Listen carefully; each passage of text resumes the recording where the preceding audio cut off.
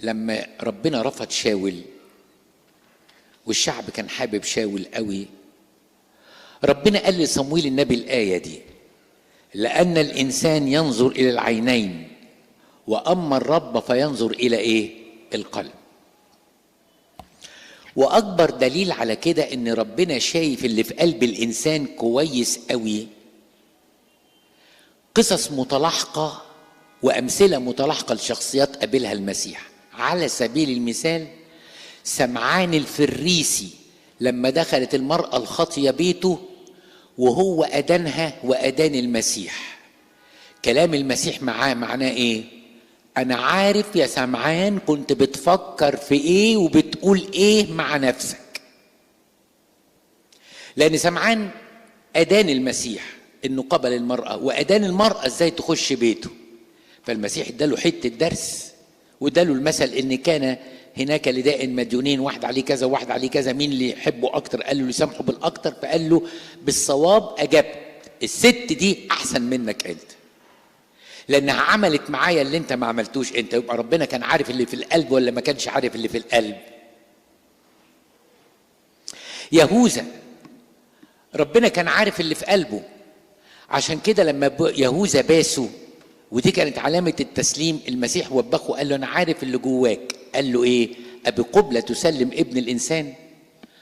ولما كانوا في العلية وكانوا الفصح وقبل تأسيس سر الأفخارستية، المسيح قال لليهوذا روح واعمل اللي انت عايزه بسرعة، يعني روح كمل المؤامرة اللي كانت بينك وبين الكهنة.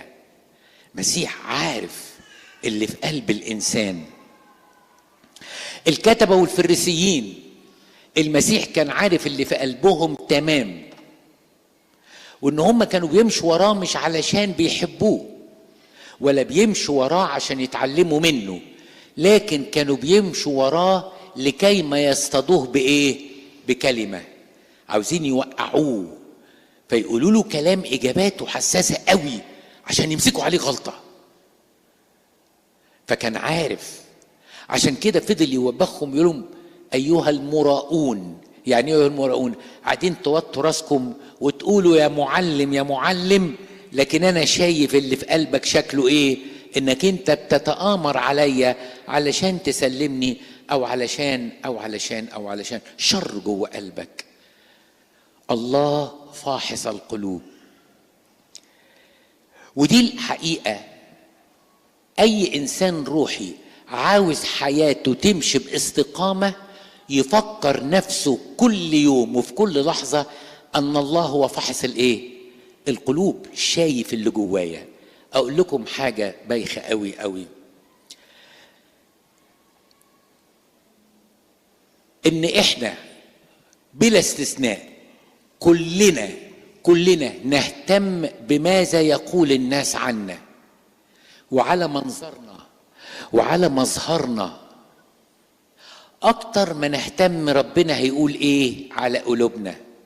بدليل اقول مثل ستاتي، لو واحدة فيكم كده يعني بتتخطب او هتتخطب او فاكرة ايام خطوبتها، او ام عروسة بتجهز لفستان بنتها وفستانها اللي هتحضر بيه الفرح، كم بروفة وكم، ويا سلام لو القصة طلعت موروبة او مش مظبوطة، نكد العمر كله.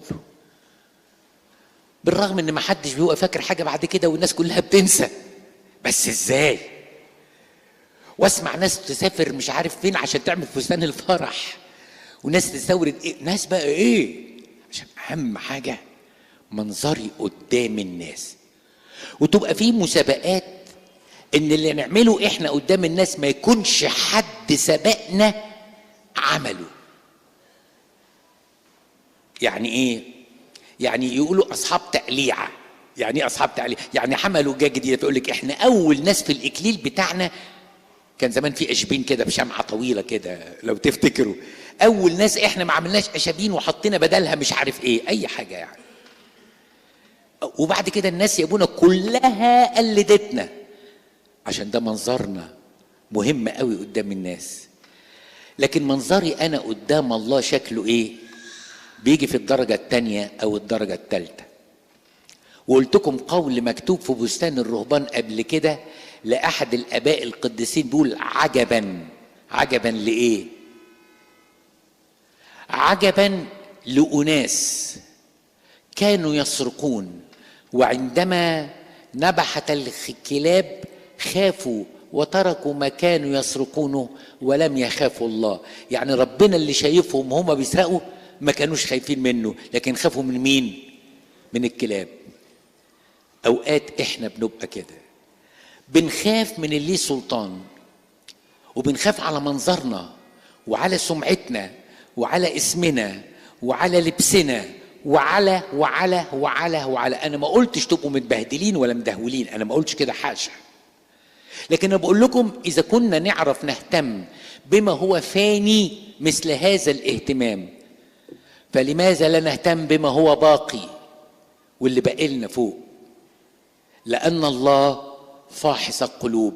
بس انا بهتم بالمكياج الاجتماعي والمستوى النفسي والاجتماعي والسمعة قدام الناس اكتر من حكم ربنا عليا. علشان كده اسمحوا لي هتكلم معاكم في 4-5 نقط تحت عنوان الرب فاحص القلوب. النقطة الأولانية، الآية دي معناها أن الرب يفحص كل الخطايا الخفية. الخطايا نوعين، خطايا ظاهرة وخطايا خفية. يعني ايه خطايا ظاهرة؟ يعني المرأة التي أمسكت في ذات الفعل دي خطية ظاهرة ولا خفية؟ ظاهرة.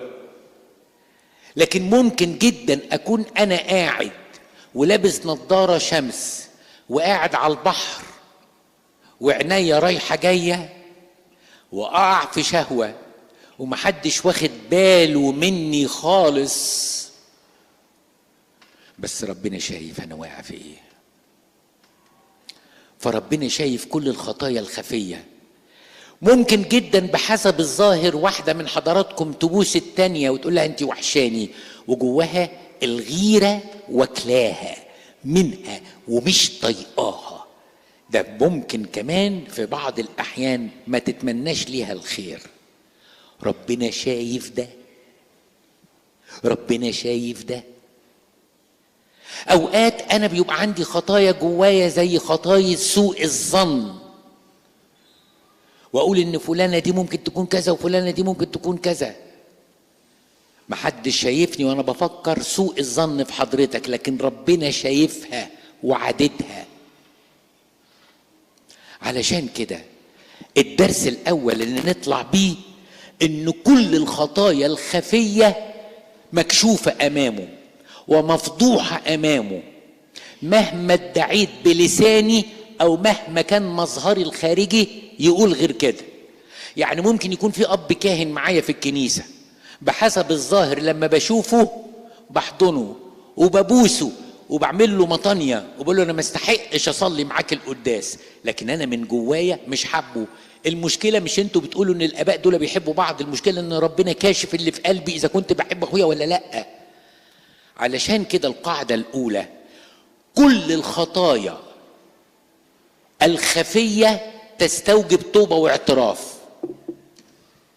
يعني الزنا لو جالي بالفكر لازم أقول للأب اعترافي أنا بقع بالزنا أو بقع في الزنا بالفكر، لأن أساسا الفكرة مفتوحة أمام الله، لأن الرب فاحص القلوب وما ينفعش نستخبى بخطيتنا منه. زمان احنا بنعمل أوزة القطط، لو اللي ربى قطط، القطط فيها العادة دي أوقات تسرق بس بتبقى عارفة إنها سرقت، فبعد ما تسرق تعمل إيه؟ تستخبى، يدوروا عليها ما يلوهاش. أو أنا بعمل كده، أعمل الغلطة من دولة واستخبى من الله كأن ربنا مش شايفني ولا هيجيبني. إيه السذاجة اللي أنا فيها دي؟ ده فحص القلوب. علشان كده كل الخطايا اللي بنقع فيها بالقلب أو بالفكر حتى وإن لم نقع فيها بالفعل لازم نتوب عنها. يعني أقول لكم حاجة مخجلانة، أنت رحتي عند بيت واحدة صاحبتك أو واحدة أختك ولقيتيها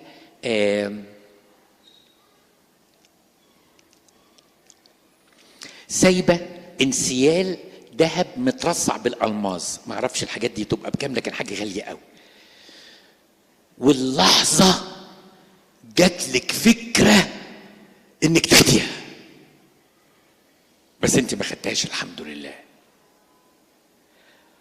بس جات لك فكره، ولما جات لك فكره انك تاخديها تلذذتي بالفكره دي، يبقى انت سرقتي بالفكر وسرقتي بالنيه. بس قولي انا ما اعملش كده، او ده انا هنكشف، يعني في حاجه وقفتك.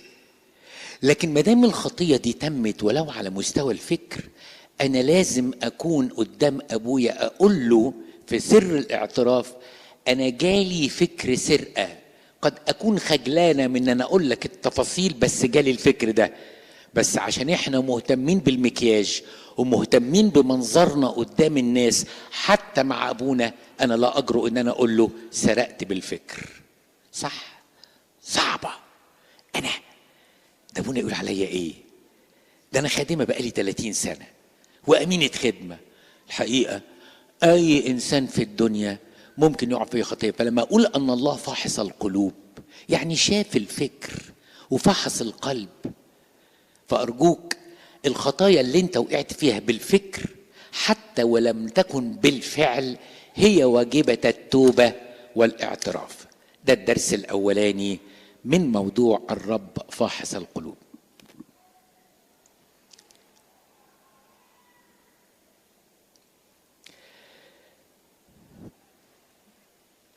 نمرة 2، بما ان الله فاحص القلوب نهتم بما يسمى نقاوة القلب. يعني ايه نقاوة القلب؟ ويعني ايه اهتم بنقاوة؟ ما هو ربنا بقى باصص ايه؟ بالاشعة على ايه؟ على القلب، فلازم اهتم بنظافة الايه؟ القلب. اهتم بنقاوة القلب دي معناها ايه؟ ان كل فكر لا يرضي صلاحك بقدر الامكان اطرده على طول من بره لبره. ما بقيش فكر جوايا، ما بقيش فكر جوه قلبي.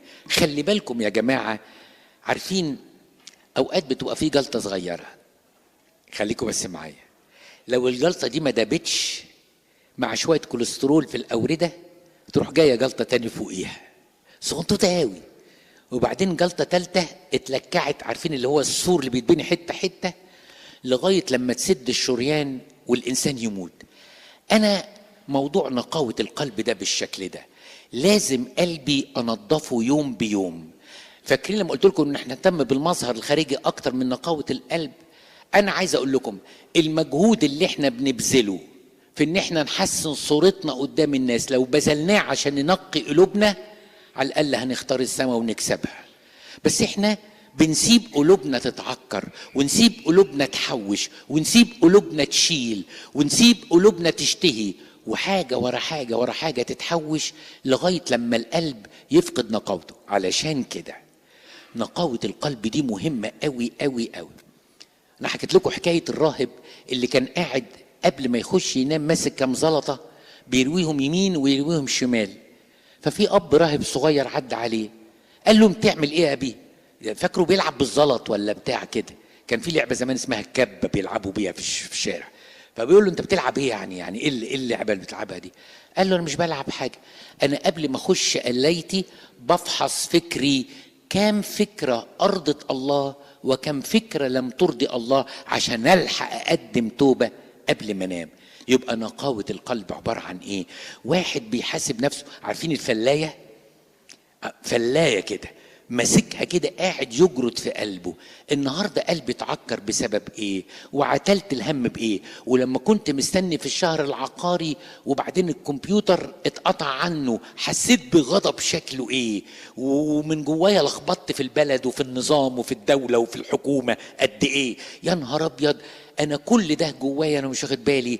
بس ربنا فاحص القلوب، وعشان كده انا لازم الحق اعمل ايه؟ لازم الحق انقي قلبي كل يوم. طوباه اللي يعرف ينقي قلبه. القديسين يقولوا مفيش انسان لا يتسخ من تراب اليوم، لكن في انسان نظيف ما يخصش فراشه قبل ما يغسل نفسه كل يوم. يبقى القلب قابل للتلوث، القلب قابل للتلوث، لكن القلب قابل للتوبه والنقاوه زي ما القديس ده قال كده. اقول لكم اللي قاله تاني، قال مفيش انسان ما بيتطربش كل يوم، لكن في انسان بيتشطف كل يوم. يبقى نقاوة القلب ان انا اقعد مع نفسي وافحص كل افكاري في كل الناس اللي حواليا، واول ما الاقي شرارة غضب، شرارة ضيق، شرارة عدم محبة، اقدم عنها توبة عشان انام وانا قلبي ايه؟ نضيف قدام ربنا. يبقى اول حاجة خطايا القلب كلها مكشوفة لان الله فاحص القلوب، ولازم اقدم توبة عن كل الخطايا الخفية. التدريب الثاني، اوعى تنام قبل ما تنقي قلبك. التدريب الثالث ان الله فاحص القلوب. التدريب الثالث ده هنسميه ايه؟ هنسميه اهتم بالخفاء. اهتم بالايه؟ بالخفاء. يعني ايه اهتم بالخفاء؟ يعني اهتم بالخفاء. مش احنا اتفقنا ان الخطايا الخفية محسوبة؟ صح ولا لا؟ الفضائل الخفية محسوبة ايضا. يعني ايه؟ بما ان ربنا فحص القلب، عارف الصلاة اللي انا بوصليها في وسط اجتماع الصلاة وبعلي صوتي فيها، وعارف الصلاة اللي بصليها جوه مخدعي ومحدش شايفني غيره فيها. اهتم بالخفاء. في واحد نقول يا جماعة الكنيسة عندها مشروع عظيم، فواحد يطلع يقول شيك $1,000,000 يا ابونا، يعني 50 مليون جنيه مصري، اعملوا اللي انتوا عايزينه مثلا، يعني بقول اي كلام. وفي واحد في الخفا يجي بصرف النظر اللي عنده قليل ولا كتير قدمه لربنا، بس ربنا عشان فحص القلوب شاف ان المرأة اللي قدمت فلسين اعظم من اللي قدم 100 درهم، لان ربنا شايف في القلب انها ما استخسرتش اعوازها فيه. اهتموا بالخفاء. اعرفوا كده ان القديسين حسبوها ازاي؟ قالوا كل اللي بيتعمل في الظاهر ومكشوف بتاخد منه تمجيد من الناس، اما ما تصنعه في الخفاء فكله رصيد عند الله. فاهتم بالخفاء. افتكروا الانبا سربامون ابو طرحة لما كان بيلف على بيت بيت بعد ما الناس تنام. افتكروا الانبا برقام. افتكروا ده الانبا برقام كان بيعمل حاجة، عارفين يعمل ايه؟ كل الفلوس اللي تيجي تحت الشلتة، يعني هو قاعد على شلتة كده، قاعد على كنبة خشب فيها شلتة زي اللي انتوا قاعدين عليها كده، وبعدين يعمل ايه؟ كل الفلوس اللي تجيله يحطها تحت الشلتة. 10 قروش، ال10 قروش دي كان زمان حاجة كبيرة قوي، جنيه مصري، وكان يمد ايده ما يعرفش بيطلع كام لمين، بس ما كانش يحب يبص بعينيه هو مطلع كام. على فكرة الكلام ده ما نقدرش نعمله دلوقتي عشان نكون واقعي، لكن انا بتكلم على الايمان بتاعه ان اكيد ربنا هيدي للانسان ده احتياجه. فلو طلعت ورقة بريال يبقى المحتاج الريال، ولو طلعت ورقة بجنيه يبقى ده محتاج جنيه. هو كان عايش بإيمان قوي أعلى من مستوانا. احنا مش مطالبين نعمل كده قوي، لكن خدوا فكرة الخفاء. احنا أوقات يا جماعة زي ما بيقول المسيح نصنع مثل المراؤون، بعد ما نعمل الخير نمسك بوق ونتكلم على البوق ونبتدي نحكي ان احنا بنعمل ايه، وكل واحد يحكي عن خدماته اللي بيخدمها في الكنيسة، وكل واحد بيحكي عن أمجاده في الخدمة. يا أخي يا أخي، أنت ممكن تاخد مدح من الناس بس استوفيت خيراتك على الأرض، لكن ربنا فاحص القلوب، اللي بيبص على القلب عارف كويس قوي قوي قوي أنت بتعمل إيه. خلي عملك مع الله مش مع الناس، أجرك هيبقى عند الله مش عند الناس. لكن عاوز تاخدك أجرك من الناس، أقول لك كلمة ما تزعلوش مني أرجوكوا سامحوني عليها، يا خيبتك يا خيبتك. اتسقف لك هنا بس رصيدك فوق صفر، لكن الشاطر عاوز يبقى رصيده فين؟ فوق. فخلي بالكم من أعمال الخفاء، كل حاجة اعملوها في الخفاء. طبعا في حاجات غصب عننا بتعلن، بس على الأقل اللي تقدر تعمله في الخفاء اعمله في الخفاء. احنا بنتكلم عن ربنا فاحص القلوب. قلنا التدريب الاولاني ان لازم اقدم توبة عن خطايا الفكر الخفية. نمرة 2 اهتم بنقاوة القلب ونمشي قبل ما اقدم توبة. 3 اهتم باعمال الخفاء. 4 اذا كان الله فاحص القلوب فلا نجامل احد على حساب حق ربنا. ما نجاملش على حساب حق ربنا. فرضا انا جاملتك عشان انت ليكي فضل عليا وجاملتيني قبل كده، وماله؟ المجامله انك تجيبي لي كيلو شوكولاته واردها لك بكيلو شوكولاته دي ما تزعلش ربنا في حاجه.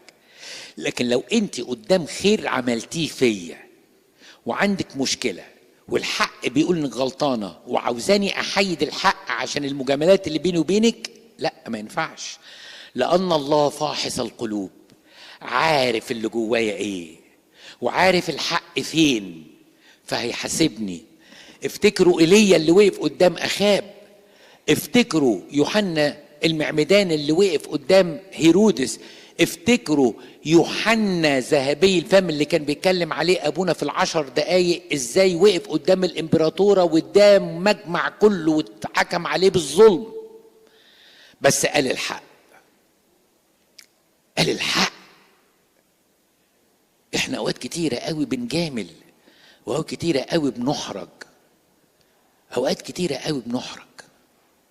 يعني تصوروا مثلا واحد كده غني قوي، كل عطاياه ب6 اصفار 6 اصفار 6 اصفار 6 اصفار، ومثلا الكنيسه بتبني مشروع ولا بتبني ملجأ ولا بتبني مبنى خدمات، والواحد هو قدم 60% من الفلوس بتاعته. يعني لو كان تكلف 100 مليون هو لوحده دافع 60 مليون.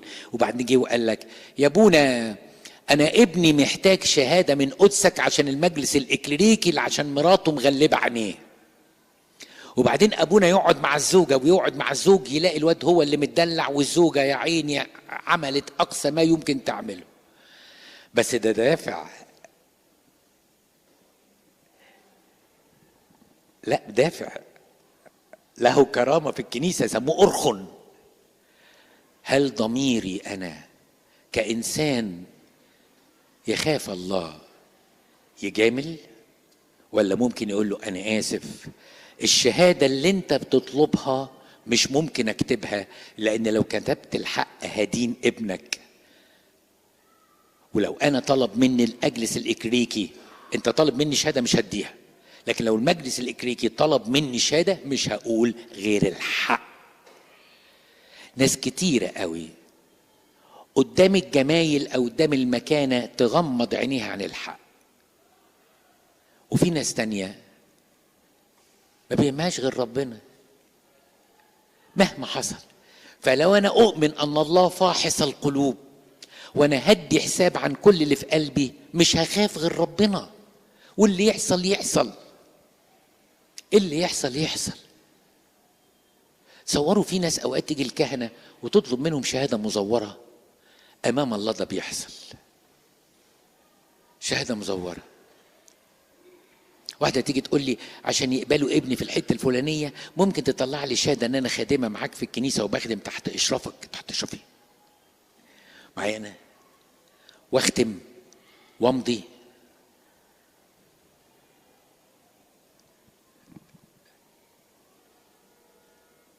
مثلا نسال اب كان لو احنا عندنا فرصه ان احنا نضرب شهاده مش عارف مين، شهاده ايه علشان نشتري لابننا سنه في المدرسه، تيجي تسالي ابونا تقولي نضرب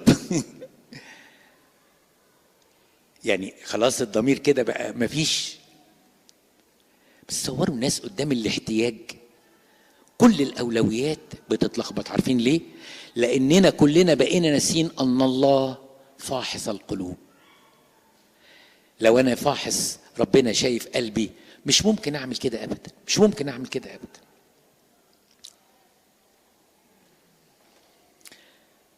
اوعوا الرياء واوعوا تجاملوا الناس في الغلط. طيب انا هو الرب فاحص القلب والرب فاحص القلوب. طب فرضا يا ابونا انا وقعت في بعض ما قلت او كل ما قلت في كل الكلمه اللي انت قلتها دي، اعمل ايه؟ توب وارجع. لان ربنا دايما مستنينا ان احنا نراجع خطواتنا ونقدم توبه عن كل اللي عملناه، فنرجع تاني ونصحح طرقنا.